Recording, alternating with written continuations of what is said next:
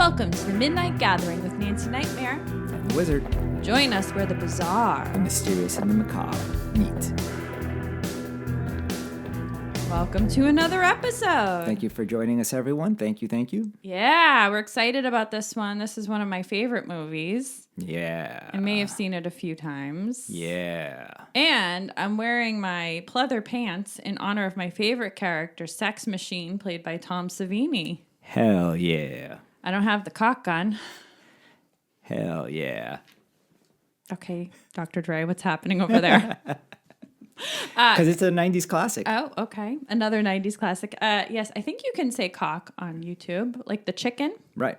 If AI is listening, I'm talking about chicken. Roosters, yeah. Roosters, right. Yeah. But nothing violent. Nothing violent. No. So, yeah, and what I didn't realize about pleather, I found these at the thrift store for $5, just so you know. I'm a very thrifty ghoul.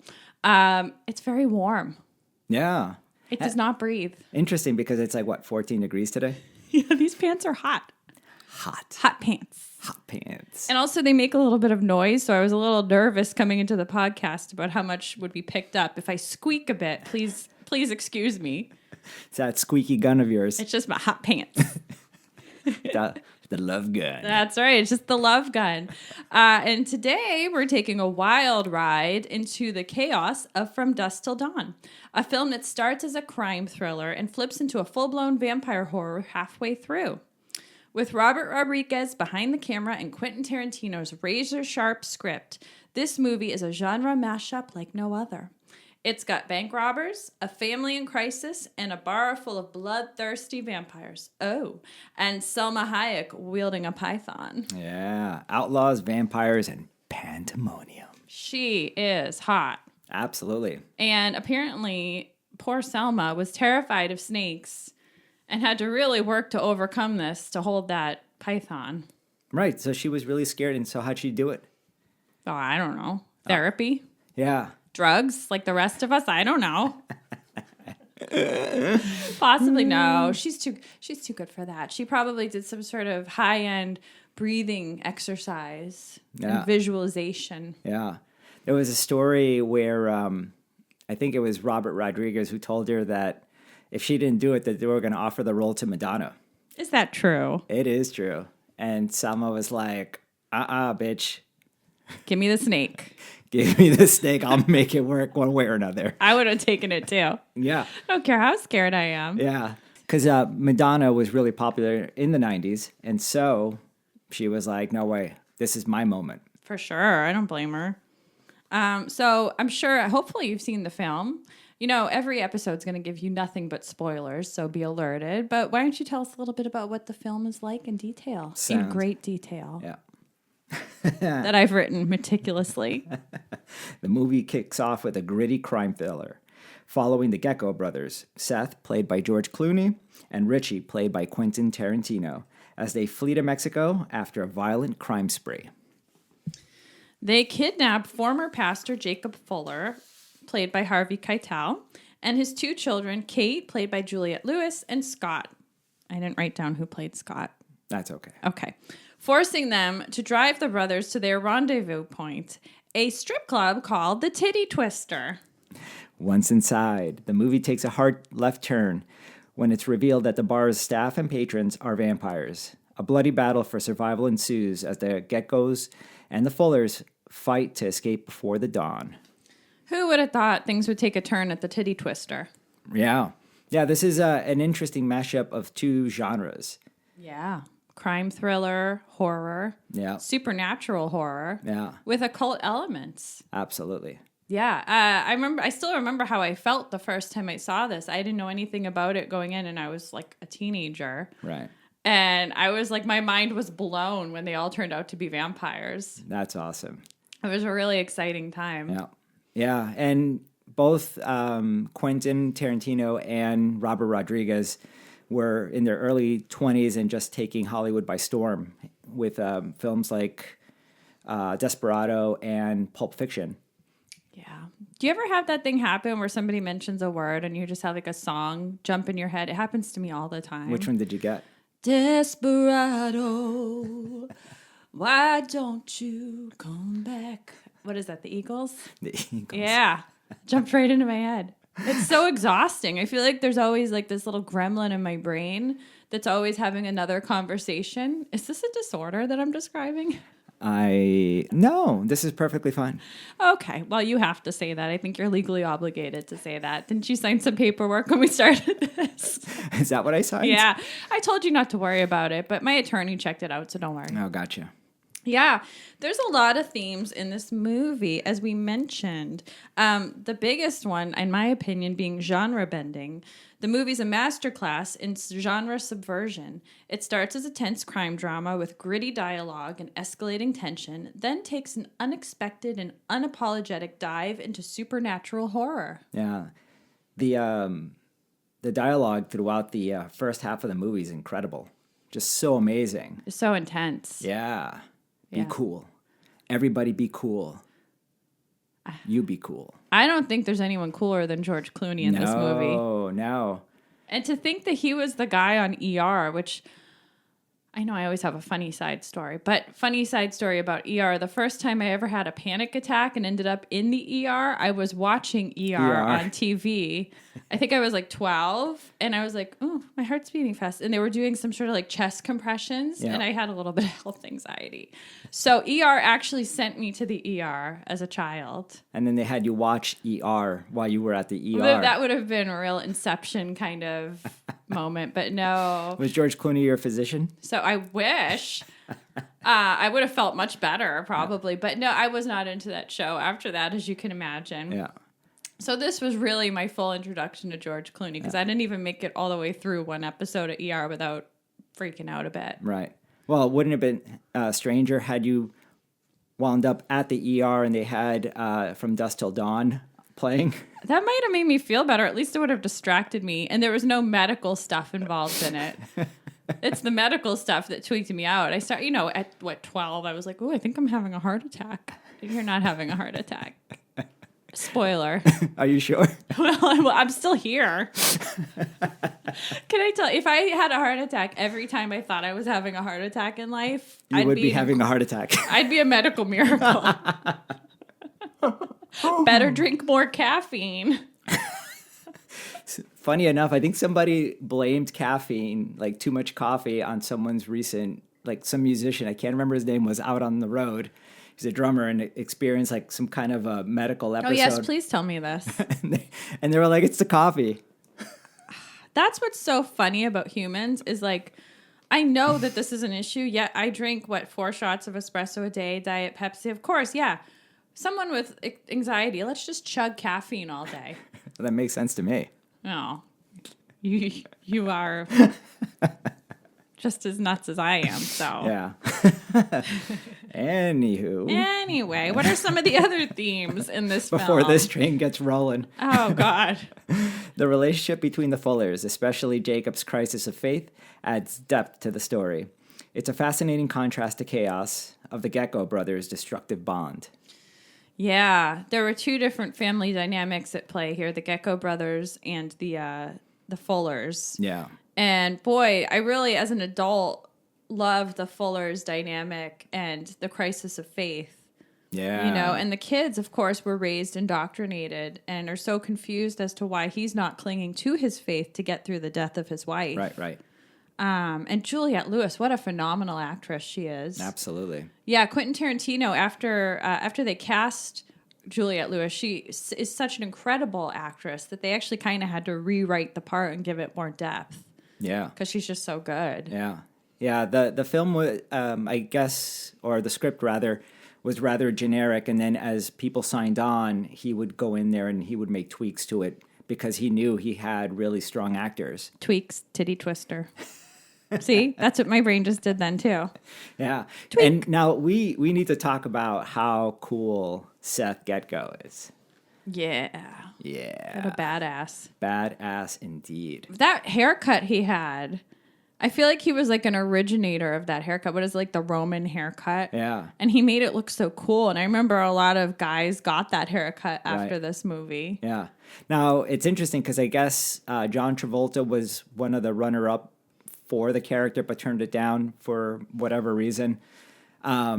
And Robert Rodriguez was sitting around with Quentin Tarantino, and I guess Quentin had shot an episode of ER, so he knew George Clooney. And so Robert picks up a magazine. I think it was like Us Magazine at the time, and he's like, "How about this guy?" You know, he's like, "He kind of looks like you." That's actually kind of true. He's like, "Both you white guys kind of look the same." Yeah, you white people do kind of look alike.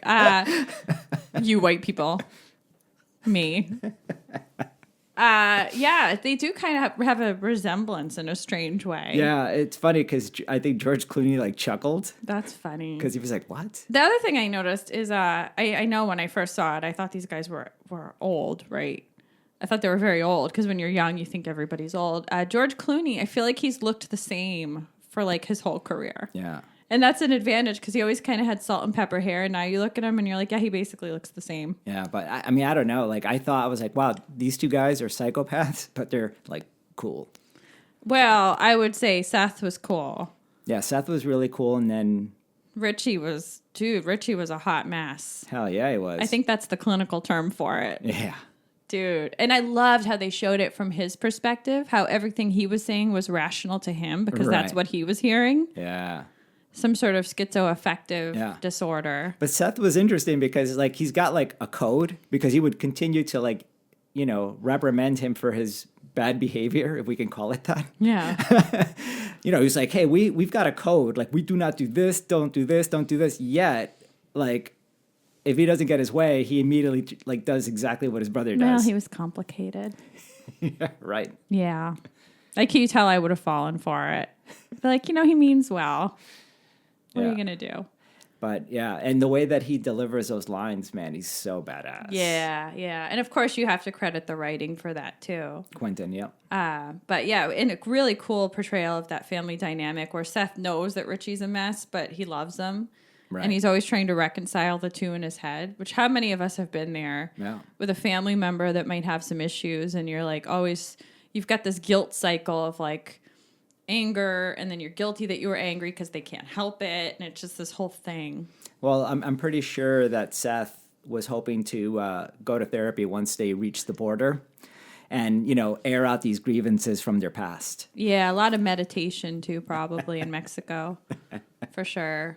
They seem like And now then the other side of that coin is Harvey Keitel's character, right? Who's Jacob, who's going through his own crisis because his wife had died, right? And still trying to like hold on to this, right? Yeah, it was so many layers to this film.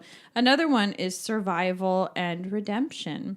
The film explores what people will do to survive, with characters like Seth showing unexpected humanity, while others like Richie succumb to their darker impulses. Mainly feet.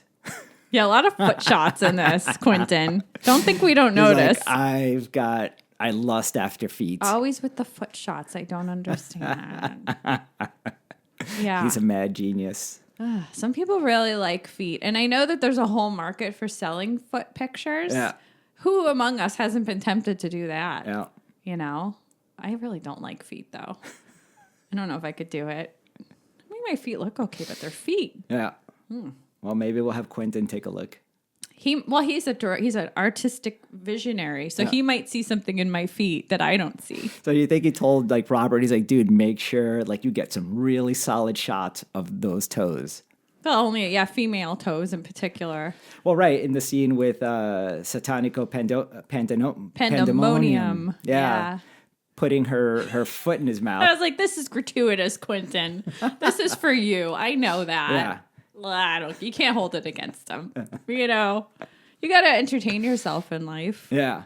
And it's relatively harmless, I think. Yeah. And what's interesting, because you mentioned survival, all of a sudden, all bets are off. Like everything that you knew or you held to a certain standard are gone because now the only task is surviving this, you know, scenario. And you have to work together to do it. Right. Now all the humans are allies. Yes. Very interesting stuff. Yeah. In terms of Mexican vampire mythology, this one's a real interesting one. The vampires in From Dusk Till Dawn are inspired by Mexican folklore, blending traditional vampire tropes with Aztec influences.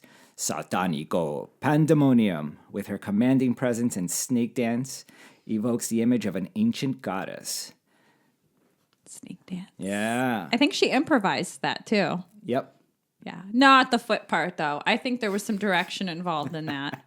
Very Quentin specific, Tarantino. very specific instructions. He's on like, how this to is do very this. important to the character. Key moment in the film. And people didn't know about him yet. No. So No. Yeah. sneaky. Yeah. They're all adults. you Yeah. know. And then I heard Robert say that because he wanted to add more to the vibe, having this like Aztec aspect because he's Mexican American. Right. I thought was very unique for the time and very cool. That was the other thing that really sealed the deal for me at the end when they show the back and it's a temple. Yeah. When I was a kid, those two things, when they turned out to be vampires and then it turned out to be a temple. Yeah. I was like, this is cool. Hell yeah. Hell yeah. We keep talking about Selma. I put a lot of her in the script apparently, but Satanico Pandemonium's snake dance is unforgettable. With Tito and tarantulas after dark playing in the background, the scene exudes danger and seduction. It's no wonder it's become one of the film's most iconic moments. The vampire reveal. The shift from crime thriller to horror happens abruptly when Richie is attacked by one of the dancers. The reveal of the vampire's grotesque forms, combined with Tom Savini's effects, is both shocking and hilarious. Tom Savini. Hell yeah. He's so great in this. And you probably know this if you know anything about the film, but it was originally a smaller role that he was just kind of in there as an Easter egg, and he was so great that they gave him more. Oh yeah. Yeah, he could. He's one of the top 5 moments of this movie for me. Yeah, and it was really amazing in terms of his weapon of choice. Well, and that brings us to the next iconic scene, the bar brawl. The epic fight between the humans and vampires is a blood-soaked spectacle featuring creative kills, splatter effects, and sex machine using a whip. Yeah, but also demonstrating his cock gun. Yeah. I don't know what else we would call it.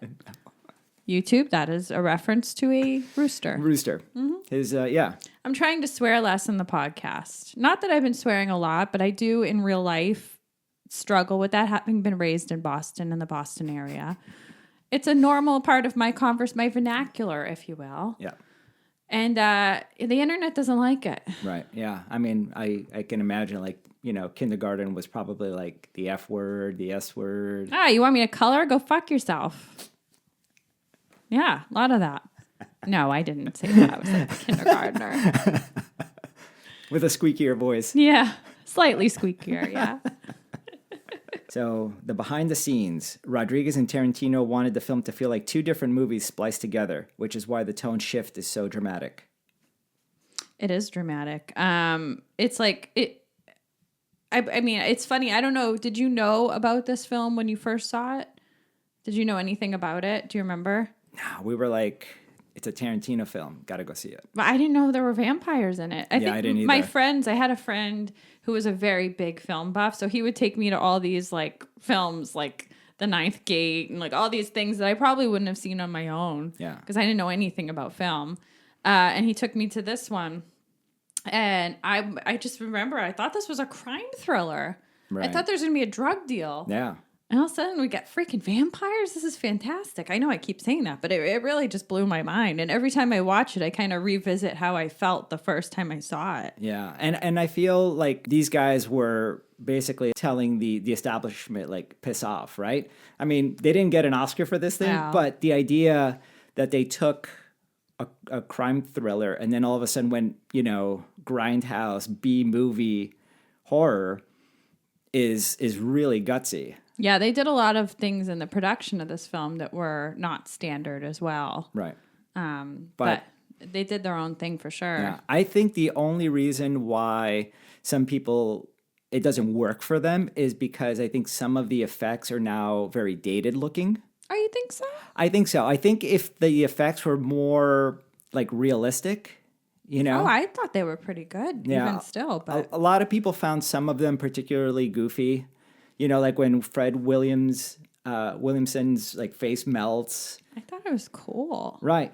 But I think it's because some of it like now looks dated. At the time, it was very impressive. It was like, wow, it's blowing people's minds. This is like sick. I'm a simple lady. I thought it was still impressive. God, I didn't have any problem with it, even after rewatch. Maybe I'm just so well acquainted with the film that I love every moment of it. So Right. it's hard to look at it with a fresh perspective when you've watched something for so many years. Yeah, I feel like if they expanded, say, the first portion of the film and kept it as a crime thriller, that it would be up there with like Pulp Fiction, or because the acting is so strong. I think it is up there with Pulp Fiction. I mean, the horror genre is not as respected as other genres, let's be honest. Yeah, and especially at that time, I don't think it was as big because conventions weren't a thing really yet. Right, or yeah. a lot of them. Or if they were, I wasn't aware of them. Yeah. I don't think they were. But yeah, I don't think horror in general, especially back then, was as well respected. But I think it deserves to be up there with Pulp Fiction. Yeah. I guess like I'll say like as in like a reference point, I would say like The Evil Dead, right? Where they were working with a tight budget, but their monsters still to this day look really freaking scary. Don't you think these monsters still look good? Well, I think some of the CGI at that time now looks kind of dated. It doesn't have the same, it doesn't pack the same punch. So I think if they had worked more so with practical effects, that today people still be like, hey, that scene, because it's dark and it's scary, you know? I mean, I feel dumb right now, but I really don't even know what CGI scenes you're talking about. Some of the monsters, like Fred Williamson, like when he melts, like some of those. I remember the bats. I'm like, that could have been CGI. Yeah. I don't think they worked with real bats. No. But well, yeah, I'll have to look at. I see now. I got to watch it again and check out because I'm so distracted by the story and the actors. It's sometimes I don't pay attention to the effects. Speaking of actors, George Clooney took the role of Seth Gecko to shed his ER heartthrob image, and his performance as cool-headed yet ruthless criminal was a breakout moment for him. This is, I think, when he became a really big star. oh yeah, for sure. The practical effects for the vampires were a nod to classic horror, with Savini creating designs that were grotesque but also playful. I think KMB was also the company that was behind the special effects. They were also the ones behind the infamous ear scene in Reservoir Dogs. Oh. Yeah. I think I've only seen that movie once. Yeah, it's been a while because especially that scene is very hard to watch. Yeah, it's funny. You would think I wouldn't be sensitive to movies, but like violent realism is hard for me. Right. Like for dramas, sure. anything that's going to make me cry. I'll cry for a Yeah. week. Yeah, and Tarantino's films like really push the envelope in terms of violence in films. Yeah, you know? he has a fun approach to it, though. There's always glee in his violence, usually. Right. Yeah. What's that say about him? Well, I think he has spoken about this, and he was saying that in the movie, like it's like you control this world. It's like a story. So, and then obviously the bigger the punch it packs, the more people are going to want to see it, right? Yeah, I feel like I should put my foot in the camera for Quentin right now. Right. You know, just a little. Maybe he'll watch the video if I put some feet up there. Yeah, there was a body that oversaw like films and would, depending on like what was in it, how they would rate it. Like I think at that time they had created like the NC-17 rating specifically for, I forgot the name of the movie with Elizabeth Berkley, Showgirls. Oh, Showgirls, a classic. Yeah. And so Quentin wasn't worried. He was like, no, we're not going to get in any trouble. Like Pulp Fiction just got an Academy Award and there's tons of like horrific stuff in that film. But Robert Rodriguez was of the opinion that there was a good chance that they might give it like an X rating, and therefore he was prepared to make two versions of the film, one R and then one true to the original. Oh. That would have even pushed the schedule even further. Yeah. Maybe we could have gotten more nudity. I love nudity in a film. Yeah.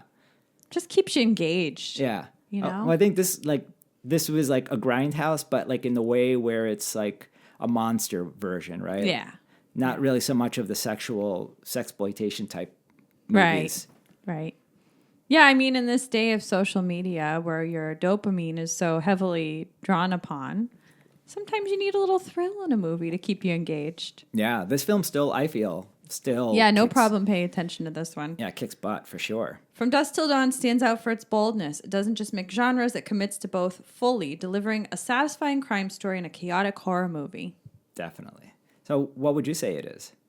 I call it a horror movie because once you put vampires and supernatural elements, to me it's a horror movie. Yeah. Yeah. I mean, I can live with both of them, Yeah. right? Like it's totally unique for sure. Yeah, it is very unique. The humor and the over-the-top violence make it an endlessly rewatchable, while the performances, especially Clooney and Hayek, keep it grounded. It also paved the way for other genre hybrids, proving that you can break the rules and still create something iconic. We also need to talk about Danny Trejo in this film. Yeah. I mean, obviously he's a badass, but I think he died 3 times in this film. 3, folks. Here, 3. I was just thinking about his cookbook. I have his cookbook. It's phenomenal. Yeah, those tacos are banging. Really good pico de gallo recipe in there that I use over and over again. The man knows what he's doing. He does know what he's doing, yeah. With his acting and his cooking. What a story his life has been. Oh, yeah. Yeah, and Cheech Marin is in this film. Yep. Hilarious. Oh, yeah. He plays 3 roles. Again, 3. The sacred number. Yeah. There's so many people in this film, and there's just so many layers to it. Yeah. From Dusk Till Dawn is a film that defies expectations and doesn't take itself too seriously. It's gritty, gory, and a hell of a lot of fun. So next time you find yourself in a shady bar on the border, remember, sometimes last call comes with fangs. It does. You know, there are a couple things, though, that I do yell at the screen in this movie for, and I'm sure you've heard me more than once, is when Jacob opens the door for Quentin Tarantino. The second that Seth, George Clooney, walks in front of the camper and gives them that look in this, like, crappy hotel parking lot, I would have taken my kids and gotten out of there. Right? Yeah. Because they're not armed. I know I always say this. I've been saying this in like every film. Like, why aren't they armed? Right. But like you're in these dangerous situations. Like you're driving cross country in a camper in Wolfman. You're going into the woods with your family. You're all unarmed. Do I sound paranoid? I might sound a little paranoid. But in these cases, I turn out to be right. Right. Right. You know, I'm not saying everybody should have a gun. I'm just saying in certain situations, it might have been beneficial to Jacob to protect his family with some sort of weapon. Right. You know? Yeah, I don't know why they were heading to Mexico. Do you know? I don't remember. I mean, like, we find out progressively that he left his church. Yeah. I know that. And Kate, his daughter, was saying, you know, they're okay with you just taking a leave and maybe coming back. And he's like, no, I'm not interested. Yeah. So I think they were just going to Mexico for a vacation to kind of like renew their spirits and have some family time. Right. For a fresh start. Right, right. But yeah, I mean, the whole parking lot scene, Seth was so scary in that scene looking at them and the way he looked at them. Yeah. And it's so isolated. I think I would have just been like, you know what, kids, let's get back on the road. Maybe we sleep in the camper tonight. Yeah, and he was like hammered. Yeah, it was a bad scene. It was a bad scene. And then when Quentin Tarantino knocked on the door asking for ice, you're not immediately suspicious. Some people aren't. I mean, I would have been talking to him through the peephole. I'm not answering the door. You're Quentin Tarantino. I don't answer the door here. Yeah, right. I don't care if it's like an elderly person. I don't know what's happening. You might be a decoy. I'm not opening the door. If people just made better decisions, a lot of these things wouldn't happen in movies, which is why, of course, the writer doesn't make them make better decisions. Of course. Yeah, if now we wouldn't have a story. Yeah. We need to get to the twister. The titty twister. Oh, and the iconic sign that they created for that. Yeah. They mentioned in the credits who created that sign. I can't remember his name, but wow. The whole thing has so much going on. Yeah. Yeah, I mean, I don't know. It works for me. Like, I love it. I'm one of those fans. Bold statement. From Dusk Till Dawn is a great movie. I mean, truthfully, like, that first half of that film kicks the crap out of so many other movies. Oh, yeah. You know, and just half of that. So, yeah. I mean, I think it's safe. I think we should only pick, like, phenomenal known movies from now on and be like, 2 thumbs up. Yeah, and you can see how incredibly charismatic everybody is. Even like the minor players like Trejo, Marin, like... Hey, even the kid that plays Scott, which I feel bad that I didn't write his name in the script. I don't think I have it. He was great too. Yeah. He was great too when he was trying to convince his dad at the border to say something. Yeah. I mean, right. Never let them take you to a second location. We all know this. Oh, yeah. And here they are letting them take them to a second location. And I was kind of with Scott at that moment. You know what? Kate's in the bathroom. We may or may not lose her. Yeah, but then we're going to miss out on the infamous snake dance. No, I know. What an That's experience. my kind of bar. Poor Scott. I think he died a virgin.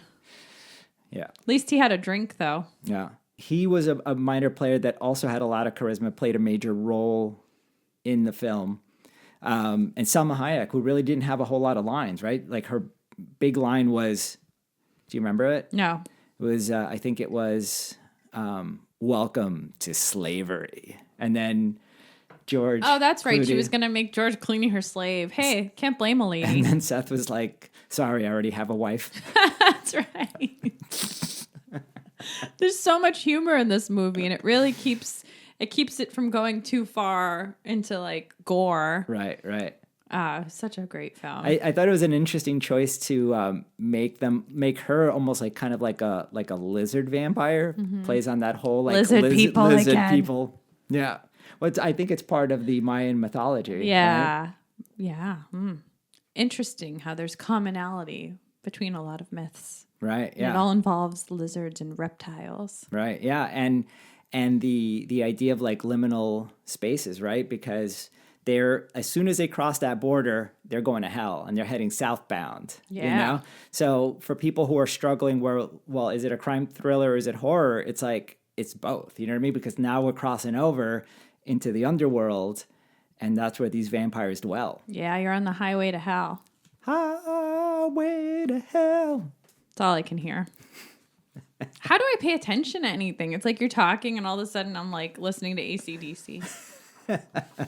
Oh, boy. Well, one of our favorite movies. We're definitely going to be watching it again. Oh, for sure.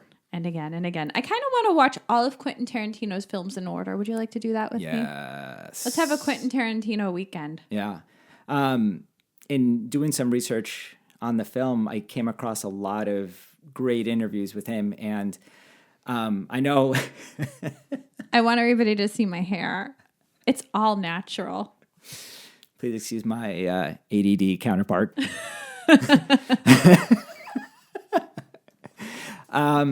So no hate against that. I'm just saying. Don't be distracted by my long, glorious hair. Yeah. All mine. That's it. I'm going to start wearing my bad wig and start like No, not the flaunting bad it. wig. Yes, the bad wig. Oh, gosh. You can see the bad wig in our New Year's Evil episode, everybody. That's his favorite wig. Yeah, I like to rock it. It's very versatile. Yeah. You could be an emo character. You could be a punk guy. I can serve as a bird's nest for... You sure could. Yeah. Well, I do buy all my hair on Amazon, so this is very bird's nest, Yeah, too. you got to have priorities when you're a social media light. When you're a mini media mogul. So, what were we talking about? I don't know. It's just like I get bored staying on one topic, which makes for a really great podcast. Yeah. You're welcome. Yeah. I took my Ritalin, so I'm good. don't have ADD. I just have an active mind. Now we label it. Now we need a label for it. It's just a very active mind. Every report card I ever got in elementary school, my lowest grade was always conduct. I don't know if they still do that to children, give them conduct grades, but it was always comments like, Nancy can't seem to stop speaking. I'm like, well, I'm an only child. I have a lot to say. And you threw me in here with all these other kids. Right. And then gave me this crap food, right? Because they give you I would get the public lunch. Right. So it's like sugary and just junk. All kinds of chemicals. Yeah. Oh, I'm sorry. You pumped me up full of chemicals and then expect me to sit still. Not going to happen. Yeah. She says as she chugs her Diet Pepsi. Chemicals. My body does well on chemicals now because of that experience. Yeah. Hey, listen, nobody's forcing you to watch this, and I appreciate that you are. So I was saying. Are you okay? What? Boy, you seem like you have a real problem. Fine on this side. You could use more chemicals. Quentin's love of film. I was really, really impressed with his deep knowledge of movies of all genres and his love and passion for them. I thought that was really exciting to see. Yeah. For feet, too. And for feet. I admire someone who loves feet that much. Because you got to have things you love and you're passionate about in life. I mean, we're semi-kidding, but I admire anyone who has something that they really love. Aside from like murder or decapitation, like if you love that and that's your thing, I don't really admire you so much. What if you enjoy watching that in movies? That's a tough call. If it's fake, I could see maybe. Yeah. And I know a lot of people are into that sort of like Right. snuff film type horror. Right. I don't really judge it. Stuff like Saw and her. Oh, more than Saw. There's more than that. But like, it's just not for me. Yeah. I remember watching Faces of Death as a kid. Oh yeah, I did too. What teen didn't watch that at a certain time period? Right. Yeah. I mean, there's some really brutal moments in it. Yeah, the animal stuff like breaks my heart. Yeah. Anything that's like defenseless. I don't know. I'm a tender-hearted soul, despite the name Nancy Nightmare. Yeah. I know there was like a scene that still resonates with me about this. I think there was like a crocodile in someone's backyard in Florida. I guess they come out of the canals, and they were trying to get the crocodile out, and the guy fell in, and the crocodile eats him. See, that wouldn't bother me that much. I thought something was going to happen to the crocodile in this story. I don't know what's wrong with me. We're like, go crocodile. You know, humans. He's like, dude, I've been chilling all day. Yeah. You're like totally like disrupting my vibe. Whoops, you fell in? You offered me a snack. Was it real though? Because I know a lot of that stuff was like supposed to be not real. Yeah, I think it was like a compilation of like real films that circulated in the underground back in the day that was put together, and I think you're right. Yeah, I think some of it was also like not real. Interesting. Wow. That was quite a deep dive. Faces of Death. Into Faces of Death. We have a lot of exciting horror movies coming out within the next month and a half, and we're going to be going to watch those and hopefully report back for you. Yep. I can never quite decide. Later than everybody else. Yeah, well, I mean, we don't get things. Right. We don't have screenings here. We're lucky if things come to the theater. Yeah, we're regular folk up here. We're regular folk. We're not as fancy. But also, it's kind of good because do you want a full breakdown of the movie before you've even seen it? I don't know. Yeah. Maybe. I mean, yeah, like people are like itching to see things, and then they get a spoiler, and then like they'll start to develop an opinion about the film before they've even seen it. I don't know. I feel like it does a disservice personally. Yeah, you should never base your opinions on anything based on somebody else's opinion, which I feel like happens a lot. I feel like it's an easy way to get like street cred to say that you don't like something. Right. Because then, I mean, yeah, like you're totally right, and I'm okay with potentially rolling the dice, watching something, and then like, wow, this could have been better, or like it's crappy. But then you find some gems. You're like, wow, this is amazing. You know, and most things are a mixed bag. Yes. You know, in the last film we reviewed, it was a mixed bag for me. No. And that's fine too. I'm still happy I saw it. So anyway, we got some more stuff coming out. We hope you like this format. If you have any suggestions, Don't tell us. No, go ahead and tell us. Okay. Tell us, yeah. As long as keep it clean, people, okay? Yeah. We're this not is getting a family. no free feed, okay, Quentin? So gonna have to send me the money first. And with that, we hope you'll meet us again at the Midnight Gathering. Until next time, stay spooky.